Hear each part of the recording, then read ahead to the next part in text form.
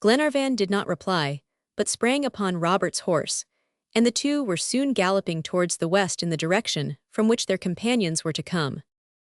For an hour they traveled thus with great speed, gazing around for Robert, and dreading at each step to behold his mangled body.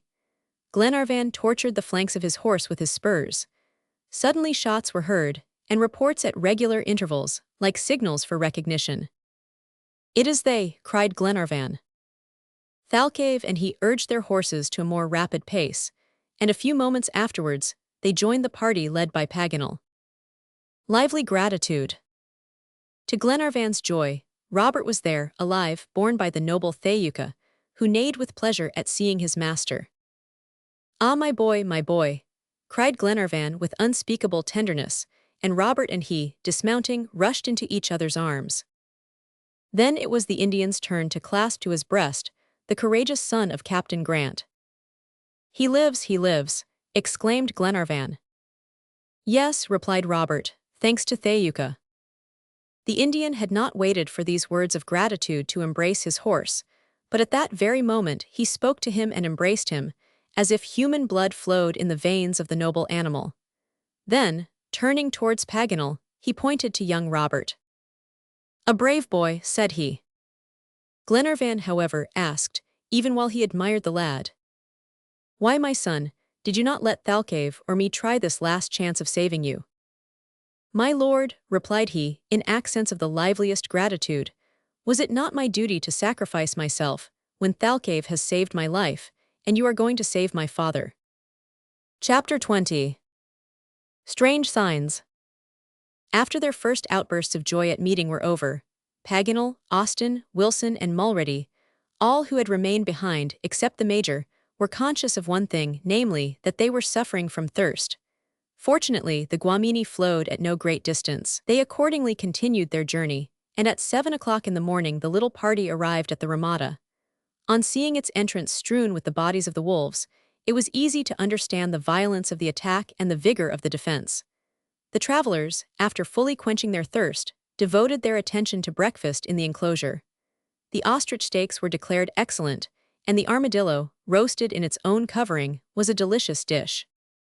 "To eat reasonably of this," said Paganel, "would be ingratitude towards Providence. We really must eat immoderately." And he did so accordingly, but was not sick, thanks to the clear water of the Guamini, which appeared to possess superior digestive properties. Aerostatic experiments. At 10 o'clock, Glenarvan gave the signal for departure. The water bottles were filled, and they set out.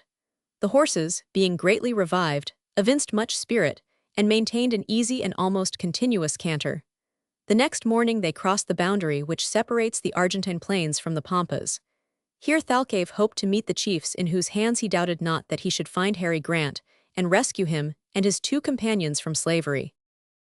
Since they had left the Guamini, the travelers noticed with great satisfaction a considerable change in the temperature, thanks to the cold winds of Patagonia which cause continual currents of air. Neither man nor beast had any reason to complain after suffering so much from dryness and heat. They therefore pushed on with courage and confidence. But whatever might have been said, the country seemed to be entirely uninhabited, or, to use a more exact word, disinhabited. Frequently they skirted the shores of freshwater lagoons, on whose banks, in the shelter of the bushes, tiny wrens skipped and melodious larks warbled, in company with the brilliant plumaged tanagers.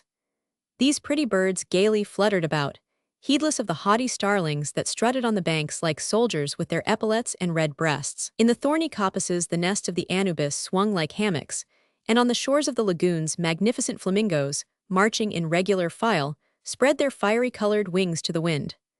Their nests were seen, by thousands together, like a small village, in the shape of truncated cones a foot high.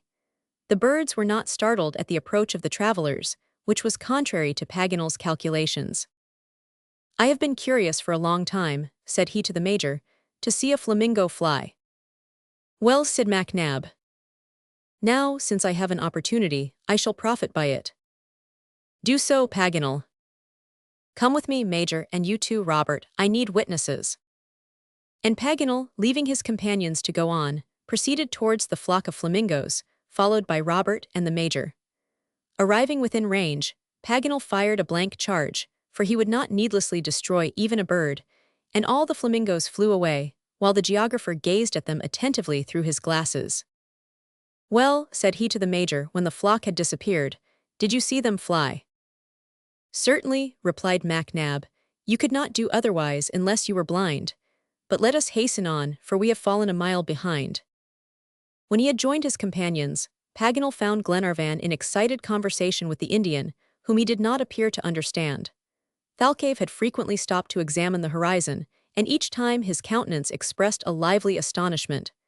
Glenarvan, not seeing his ordinary interpreter present, had attempted, but in vain, to question the Patagonian. So, as soon as he perceived the geographer at a distance, he cried, "Come, friend Paganel, Thalcave, and I can scarcely succeed in understanding each other." Paganel conversed a few moments with the Indian, and turning to Glenarvan said, "Thalcave is astonished at a circumstance that is really strange." "What?" "At meeting neither Indians, nor any traces of them, on these plains, which are usually furrowed with their trails, whether they are driving home the cattle stolen from the ranchos, or going to the Andes to sell their Zorillo carpets and whips of braided leather." "And to what does Thalcave attribute this abandonment?" "He cannot tell, he is astonished, that is all."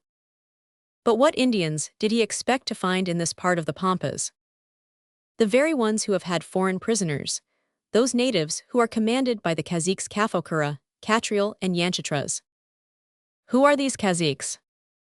Arriving within range, Paganel fired a blank charge, for he would not needlessly destroy even a bird, and all the flamingos flew away, while the geographer gazed at them attentively through his glasses. Chiefs of tribes that were very powerful 30 years ago, before they were driven beyond the Sierras. Since that time, they have been subdued as much as an Indian can be, and now scour the Pampas as well as the province of Buenos Aires. I am therefore astonished, like Thalcave, at not encountering traces of them in a country where they generally pursue the calling of plunderers. "Well then," inquired Glenarvan, "what course ought we to take?" "I will see," replied Paganel. After a few moments' conversation with Thalcave, he said, "This is his advice, which seems to me very wise. We must continue our journey to the east as far as Fort Independence, and there, if we have no news of Captain Grant, we shall at least know what has become of the Indians of the plain." "Is Fort Independence far?" "No, it is situated at Tandil, 60 miles distant." "And when shall we arrive there?" "On the evening of the day after tomorrow." Glenarvan was quite disconcerted at finding no Indians on the Pampas, a circumstance which was little expected. There are ordinarily too many of them. Some special cause must therefore have removed them, but a serious question was to be considered. If Captain Grant was a prisoner of one of these tribes, had he been carried to the north or to the south? This problem harassed Glenarvan. It was advisable at all hazards to keep track of the captain. In short, it was better to follow Thalcave's advice and reach the village of Tandil, where at least they could obtain information. About 4 o'clock in the afternoon, they approached a hill that might have passed for a mountain in so level a country. It was Tapalquem Sierra, and at its foot the travelers encamped for the night. Galloping Gauchos. The passage of this mountain was accomplished the next day with the greatest ease. They followed the sandy undulations of a gradually sloping terrace, which certainly did not present difficulties to people who had scaled the Andes, and the horses scarcely relaxed their rapid pace. At noon they reached the abandoned Fort Tapalquem, the first of the chain of forts built on the southern frontier against the plundering natives. But not a shadow of an Indian did they encounter, to the increasing surprise of Thalcave, although, towards the middle of the day, 3 rovers of the plain, well armed and mounted, gazed for a moment at the little party, but prevented their approach, galloping away with incredible rapidity. Glenarvan was furious. "Gauchos," said the Patagonian. "Ah, gauchos," replied MacNab. "Well, Paganel, what do you think of these creatures?" "I think they look like famous bandits," answered Paganel. "And hence, of course, are, my dear geographer."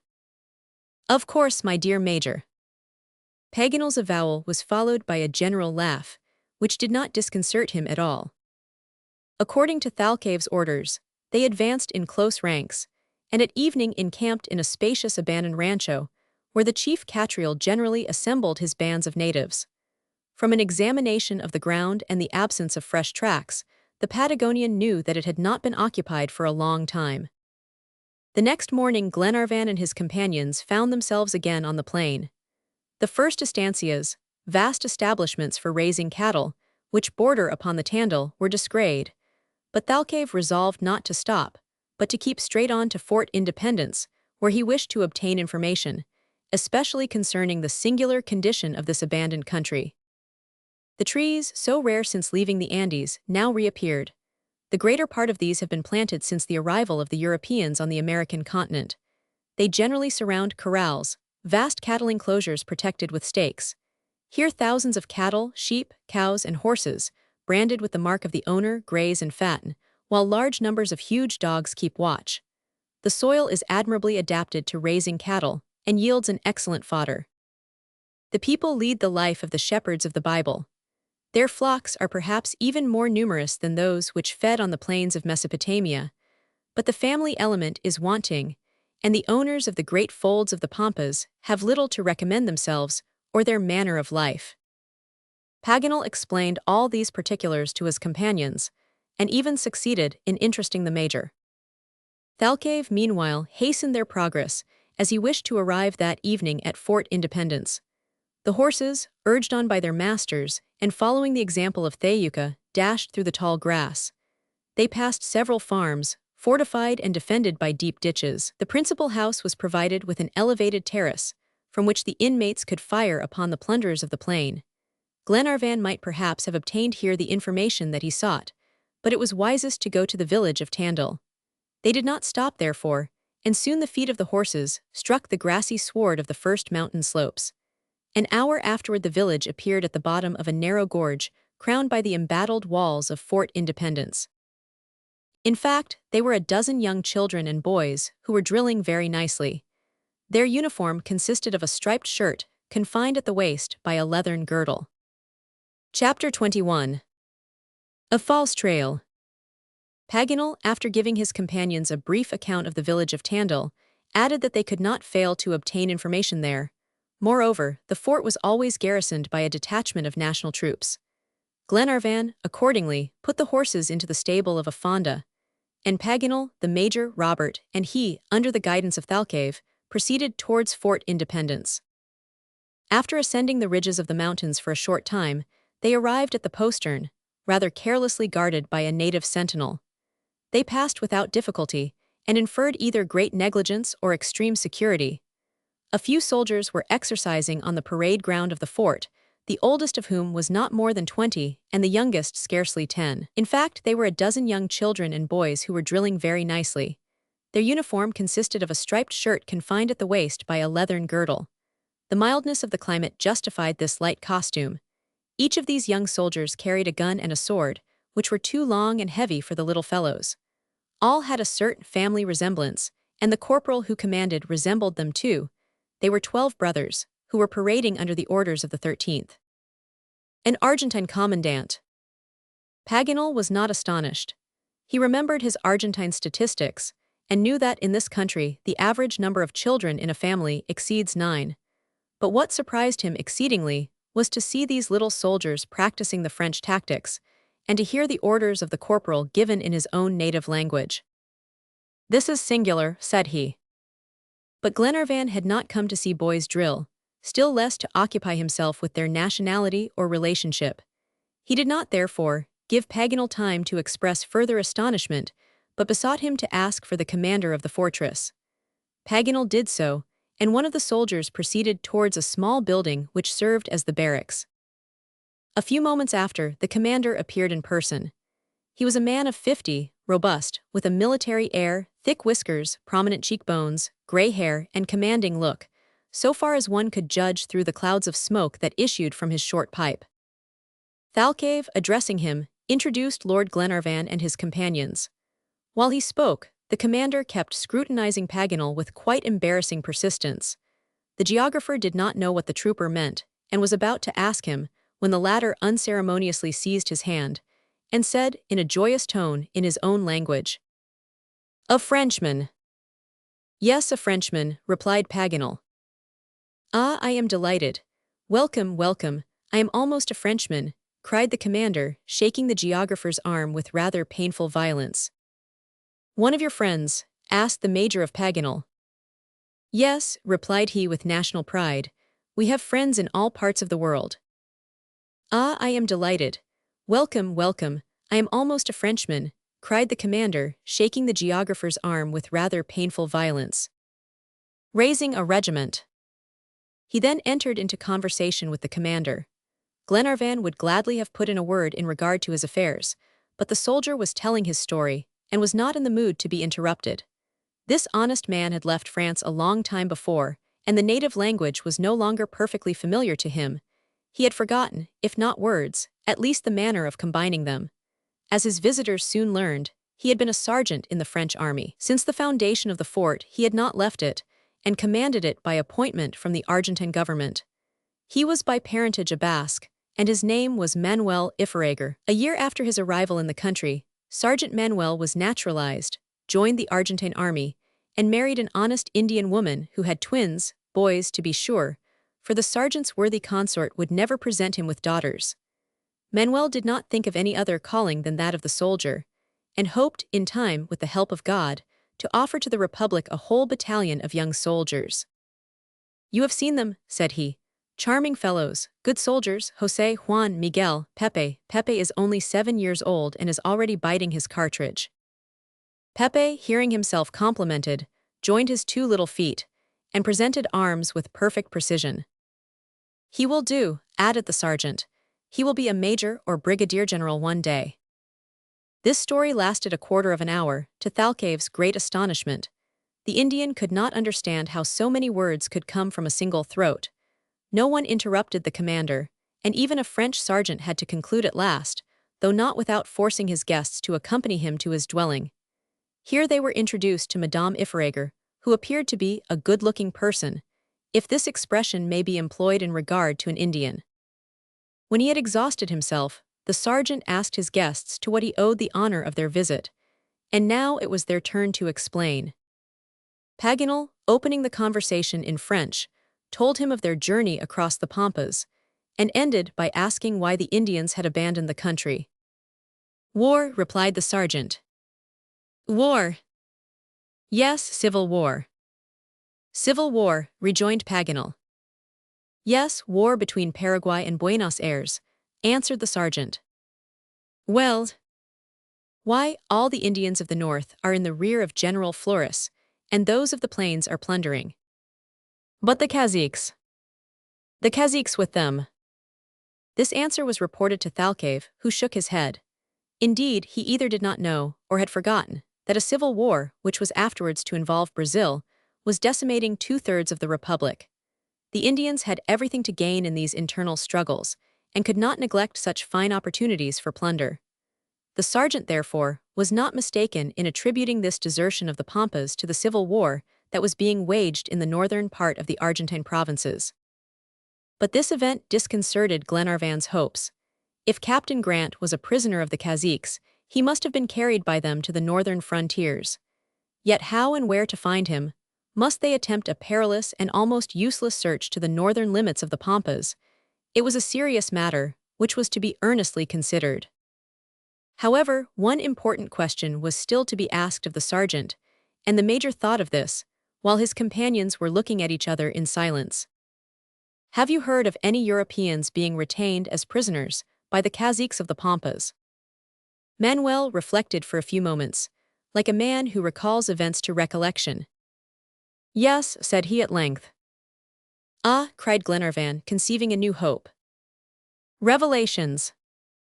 Paganel, MacNab, Robert, and he now surrounded the sergeant. Speak, speak, cried they, gazing at him with eagerness even in their looks.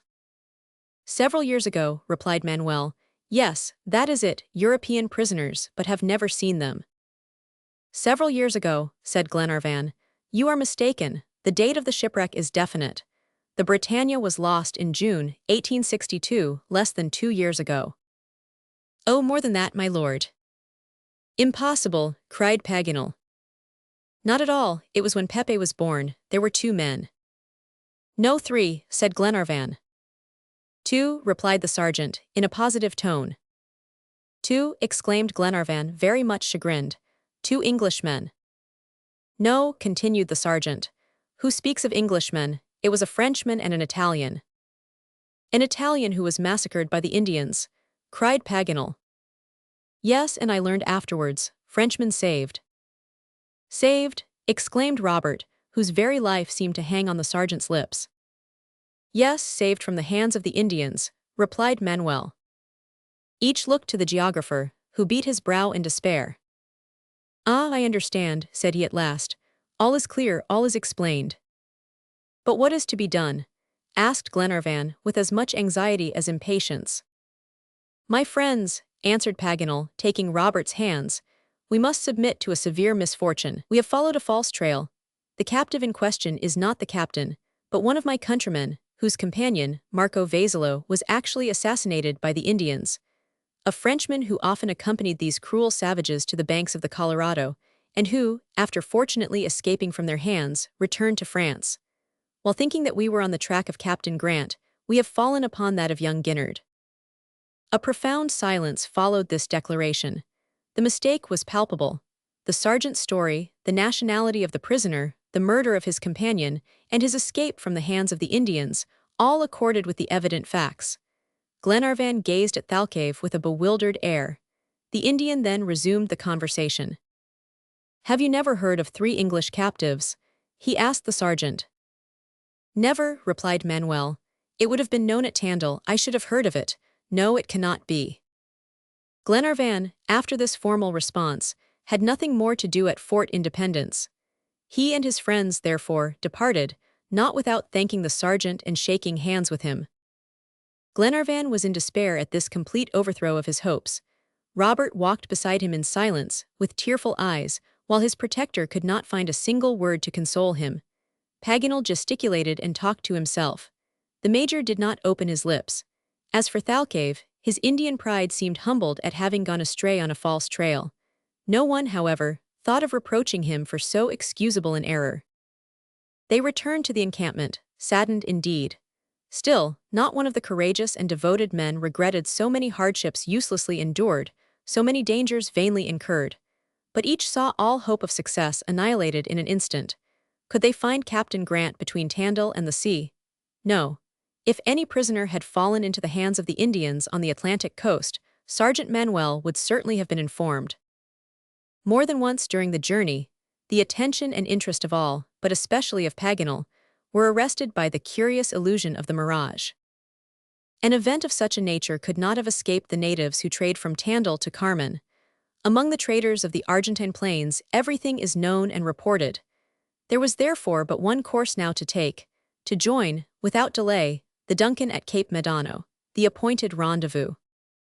In the meantime, Paganel had asked Glenarvan for the document, by relying on which their search had resulted so unfortunately. He read it again with unconcealed vexation, seeking to discover a new interpretation. "This document is, at all events, clear," said Glenarvan. "It explains in the most definite manner the shipwreck of the captain and the place of his captivity." "No," replied the geographer, stamping with his foot, 100 times no. "Since Captain Grant is not on the Pampas, he is not in America. This document ought to tell where he is, and it shall, my friends, or I am no longer Jacques Paganel." Chapter 22. The Flood. Omens and Mirages. Fort Independence is 150 miles from the shores of the Atlantic. But for unforeseen and unexpected delays, Glenarvan could have rejoined the Duncan in 4 days. He could not, however, reconcile himself to the idea of returning on board without Captain Grant, and failing so completely in his search, and did not therefore, as usual, give the orders for departure. But the major assumed the task of saddling the horses, renewing the provisions, and making his arrangements for the journey. Thanks to his activity, the little party, at 8 o'clock in the morning, was on its way down the grassy slopes of the Tandil Sierra. Glenarvan, with Robert at his side, galloped on in silence. His lordship's bold and resolute character did not permit him to accept this disappointment calmly. His heart beat violently, and his brain was on fire. Paganel, tormented by the mystery of the document, arranged the words in every way, as if to draw from them a new meaning. Thalcave silently resigned himself to Thaouka's sagacity. The major, always confident, performed his duties like a man upon whom discouragement can have no effect. Tom Austin and his two sailors shared their master's annoyance. Once, when a timid hare crossed the path in front of them, the superstitious Scotchmen gazed at one another. "A bad omen," said Wilson. "Yes, in the Highlands," replied Mulready. "What is bad in the Highlands is no better here," added Wilson, sententiously. About noon, the travelers had descended the mountains and gained the undulating plains that extend to the sea. The boundless prairie spread its broad carpet of verdure before them. More than once during the journey, the attention and interest of all, but especially of Paganel, were arrested by the curious illusion of the mirage, by which was presented in the sky, at the limits of the horizon, a semblance of the estancias, the poplars and willows near them, and other objects, the images being so much like the reality that it required a strong effort to realize their deceptive character. The weather hitherto had been fine, but now the sky assumed a less pleasing aspect. Masses of vapor, generated by the high temperature of the preceding days, condensed into thick clouds and threatened to dissolve in showers of rain. Moreover, the proximity of the Atlantic and the west wind, which here reigns supreme, rendered the climate of this region peculiarly moist.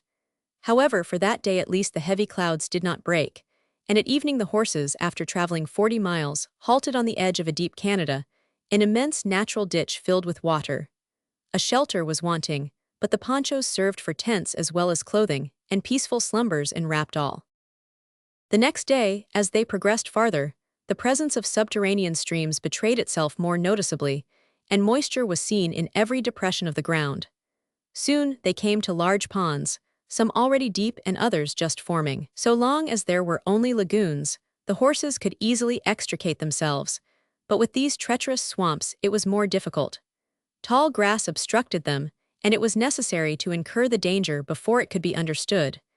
These quagmires had been already fatal to more than one human being. Robert, who had ridden half a mile in advance, returned at a gallop, crying, Monsieur Paganel, a forest of horns."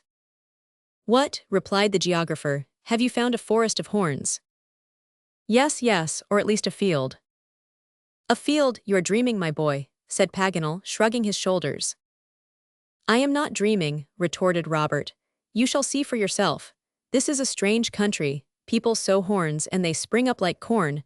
I should like very well to have some of the seed." "But he speaks seriously," said the Major. "Yes, Major, you shall see." Robert was not mistaken, and soon they found themselves before a vast field of horns, regularly planted. "Well," said Robert. "This is something singular," replied Paganel, turning towards the Indian with a questioning look. "An anxious Indian." "The horns come from the ground," explained Thalcave, "and the cattle are under it." "What?" cried Paganel. "Is there a whole drove in this mire?" "Yes," answered the Patagonian. In fact, a vast herd had perished in this bog, which had given way beneath them. Hundreds of cattle had thus met their death, side, by suffocation in this vast quagmire. This circumstance, which sometimes takes place on the plains, could not be ignored by the Indian, and it was a warning which it was proper to heed. They passed around this immense hecatomb, which would have satisfied the most exacting gods of antiquity, and an hour after the field of horns was far behind. Thalcave now began to observe with an anxious air the state of things around him. He frequently stopped and rose in his stirrups. His tall form enabled him to survey a wide range, but perceiving nothing that could enlighten him, he resumed his undeviating course. A mile farther he stopped again, and turning from the beaten track, proceeded a short distance, first to the north, then to the south, and then resumed his place at the head of the party, without saying either what he hoped or what he feared. These maneuvers, many times repeated, puzzled Paganel and annoyed Glenarvan. The geographer was accordingly requested to interrogate the Indian, which he did at once. Thalcave replied that he was astonished to see the plains so soaked with moisture. Never within his recollection, since he had performed the office of guide, had his feet trodden a soil so saturated. Even in the season of the great rains, the Argentine plain was always easily passed. "But to what do you attribute this increasing moisture?" asked Paganel. "I know not," replied the Indian, "and what if I did? Do the mountain streams, when swollen with the rains, ever overflow their banks?" "Sometimes. And now, perhaps." Perhaps, said Thalcave. Paganel was forced to be contented with this answer, and communicated to Glenarvan the result of the conversation. And what does Thalcave advise? Inquired Glenarvan. What is to be done? Asked Paganel of the Patagonian. Advance quickly, replied the Indian. This advice was easier to give than to follow. The horses were quickly fatigued with treading a soil that sank beneath them deeper and deeper as they progressed, so that this part of the plain might have been compared to an immense basin in which the invading waters would rapidly accumulate. It was advisable, therefore, to cross without delay these sloping terraces that an inundation would have instantly transformed into a lake. They hastened their pace, though there was no great depth to the water which spread out in a sheet beneath the horses' feet. About 2 o'clock the floodgates of the heavens opened, and tropical torrents of rain descended. Never was a finer opportunity presented for showing oneself a philosopher. There was no chance of escaping this deluge, and it was better for the travelers to receive it stoically. Their ponchos were soon dripping, and their hats wet them still more, like roofs whose gutters have overflowed. The fringes of the saddlecloths seemed so many liquid streams, and the horsemen, bespattered by their animals, whose hoofs splashed in the water at every step, rode in a double shower, which came from the ground as well as the sky. Hydropathic treatment. It was in this wretchedly cold and exhausted state that they arrived, towards evening, at a very miserable rancho. Only people who were not fastidious could have given it the name of a shelter. Only travelers in distress would consent to occupy it. But Glenarvan and his companions had no choice. They therefore cowered down in the abandoned hut which would not have satisfied even a poor Indian of the plains. A sorry fire of grass, which gave out more smoke than heat, was kindled with difficulty. The torrents of rain made havoc without, and large drops oozed through the moldy thatch. The fire was extinguished 20 times, and 20 times did Wilson and Mulready struggle against the invading water. The supper was very meager and comfortless, and everyone's appetite failed. The Major alone did justice to the water-soaked repast, and did not lose a mouthful. He was superior to misfortune. As for Paganel, like a Frenchman, he tried to joke, but now he failed. My jokes are wet, said he, they miss fire. However, as it was more agreeable, if possible, under the circumstances, to sleep, each one sought in slumber a temporary forgetfulness of his fatigues. The night was stormy. The sides of the rancho cracked as if they would break, while the frail structure bent beneath the gusts of wind and threatened to give way at every shock. The unfortunate horses neighed in terror without, exposed to the inclemency of the tempest, and their masters did not suffer less in their miserable shelter. However, sleep drowned all their troubles at last. Robert first closed his eyes, reclining his head on Lord Glenarvan's shoulder, and soon all the inmates of the rancho slept under the protection of God. They woke the next morning at the call of Thayuka, who, always ready, neighed without, and struck the wall of the hut vigorously with his hoof, as though to give the signal for departure.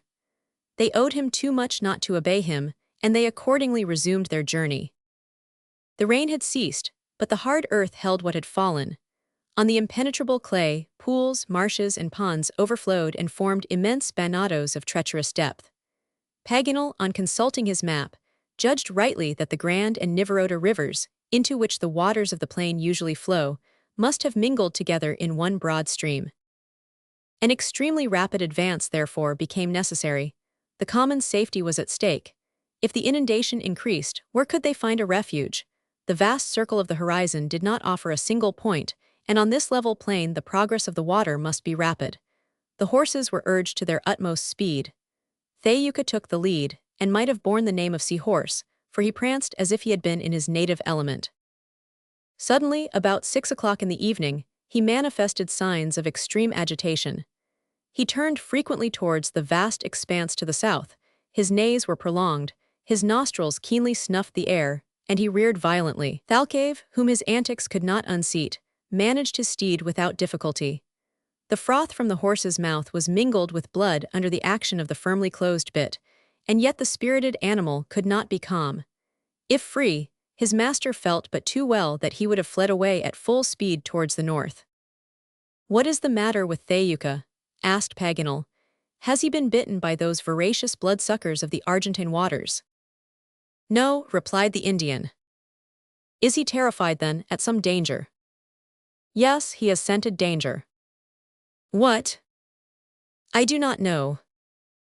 Although the eye did not yet reveal the peril that Thayuka divined, the ear could already detect it. A low murmur, like the sound of a rising tide, was heard as from the limit of the horizon. The wind blew in damp gusts laden with spray.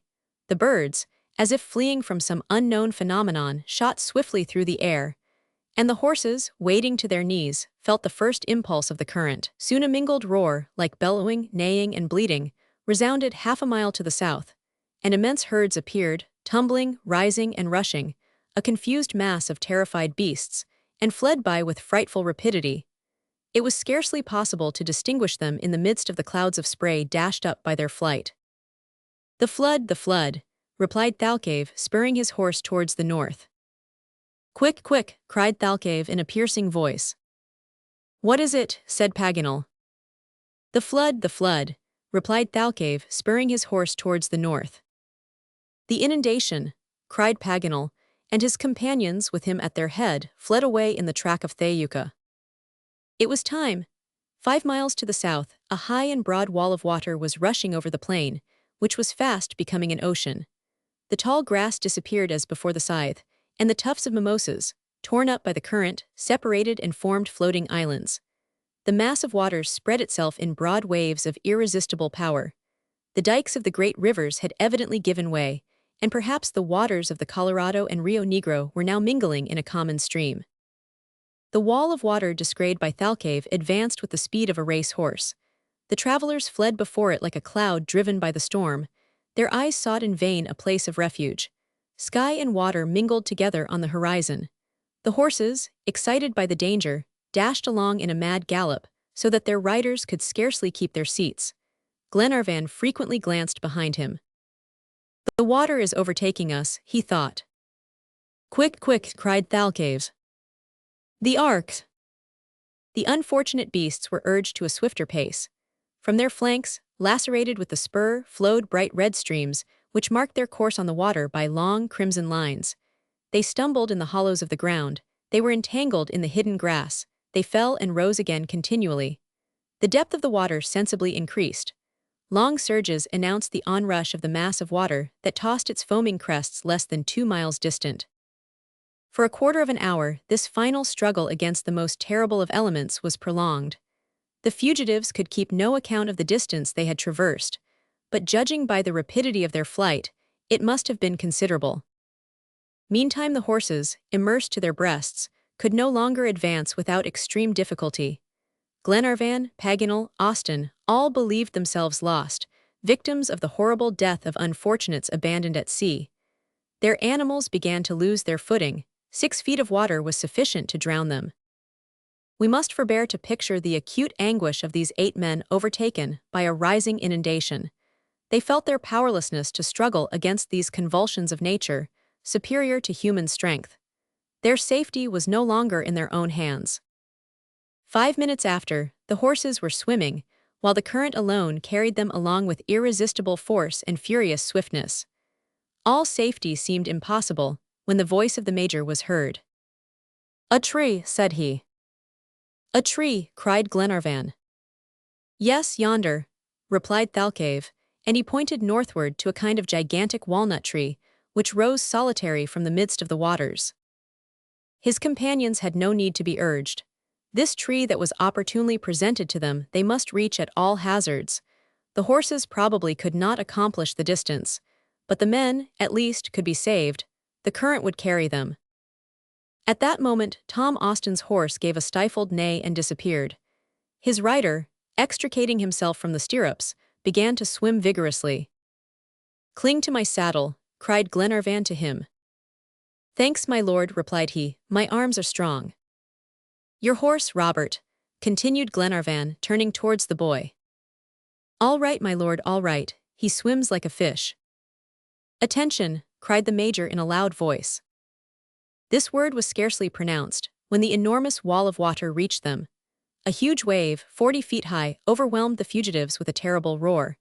Men and beasts, everything, disappeared in a whirlpool of foam. A ponderous liquid mass engulfed them in its furious tide. When the deluge had passed, the men regained the surface and rapidly counted their numbers. but the horses, except Thayuka, had disappeared forever. "Courage, courage!"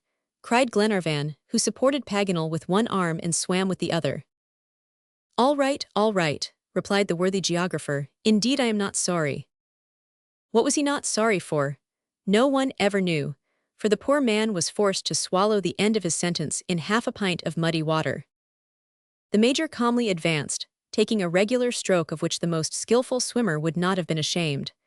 The sailors worked their way along like porpoises in their native element. As for Robert, he clung to Thayuka's mane and was thus drawn along. The horse proudly cut the waters, and kept himself instinctively on a line with the tree, towards which the current bore him, and which was now not far distant. In a few moments the entire party reached it. It was fortunate, for if this refuge had failed, all chance of safety would have vanished, and they must have perished in the waves. The water was up to the top of the trunk where the main branches grew, so that it was easy to grasp them. Thalcave, leaving his horse and lifting Robert, seized the first limb, and soon his powerful arms had lodged the exhausted swimmers in a place of safety. But Thayuka, carried away by the current, was rapidly disappearing. He turned his intelligent head towards his master, and shaking his long mane, neighed for him beseechingly. A huge wave, 40 feet high, overwhelmed the fugitives with a terrible roar. Men and beasts, everything, disappeared in a whirlpool of foam. A ponderous liquid mass engulfed them in its furious tide. "Do you abandon him?" said Paganel. "Aye," cried the Indian, and plunging into the tempestuous waters, he reappeared some distance from the tree. A few moments after, his arm rested upon the neck of Thayuka, and horse and horseman swam away together towards the misty horizon of the north. Chapter 23. A Singular Abode. The tree upon which Glenarvan and his companions had just found refuge resembled a walnut tree. It had the same shining foliage and rounded form. It was the ombu, which is met with only on the Argentine plains. It had an enormous, twisted trunk, and was confined to the earth not only by its great roots, but also by strong shoots which held it most tenaciously. It had thus resisted the force of the inundation. An ornithological omnium gatherum. This ombu measured 100 feet in height, and might have covered with its shade a circumference of 360 feet. All the upper part rested on 3 great branches, which forked from the top of the trunk, that was 6 feet in diameter.